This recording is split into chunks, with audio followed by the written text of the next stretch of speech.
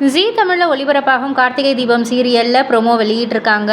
ரொம்பவே ஒரு வித்தியாசமான ஒரு ப்ரோமோ அப்படின்னே சொல்லலாம். நம்ம ரேவதி பஞ்சாயத்தில் காசு வெட்டி போட்டதை வச்சு ஒரு பிளான் பண்ணலான்ற மாதிரி சந்திரகலா சாமுண்டீஸ்வரி கிட்ட ஒரு ஐடியா சொல்கிறாங்க. பஞ்சாயத்தில் காசு வெட்டி போட்டதுக்கப்புறமும் என் பொண்ணை மயக்கி கூட்டிகிட்டு போய் வச்சுருக்கான்னு கார்த்திக் மேலே ஒரு புகார் கொடு, பஞ்சாயத்தை அவமதிச்சிட்டான் அப்படின்ற மாதிரி ஒரு புகார் கொடுன்ற மாதிரி சாமுண்டீஸ்வரி கிட்ட ஐடியா கொடுக்க, சாமுண்டீஸ்வரியும் அதே மாதிரி செஞ்சிடுறாங்க. உடனே பஞ்சாயத்து கூடுது. கார்த்திக்கும் ரேவதியும் வராங்க. ரேவதி கிட்ட விசாரிக்கிறாங்க. ரேவதி ரொம்பவே தெளிவாக சொல்லிடுறாங்க, என் மாமா மேலே பொய்யான ஒரு கேஸை போட்டு ஜெயிலுக்கு அனுப்பிட்டாங்க. வெளியில் வர வைக்கிறதுக்காக நான் காசு வெட்டி போட்டேன்.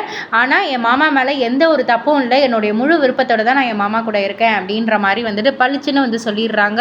ஸோ இதுக்கு மேலே திரும்பவும் சந்திரகலா என்னென்ன ஐடியா பண்ண இருக்காங்க, அது எல்லாத்துலேருந்து எப்படி கார்த்திக்கும் ரேவதியும் ஒன்று சேருவாங்க போன்ற பல கேள்விக்குறிகள் இருக்கிற ரசிகர்கள் மத்தியில் இது எல்லாத்திற்குமே விடை தெரியணும்னா மறக்காம கார்த்திகை தீபம் சீரியலை ஜீ தமிழில் காண தவறாதீர்கள். அண்ட் இது போல சீரியல் அப்டேட்டை தெரிஞ்சுக்கிறதுக்கு மறக்காம நம்ம சேனலை சப்ஸ்கிரைப் பண்ணுங்கள், லைக் பண்ணுங்கள், ஷேர் பண்ணுங்கள்.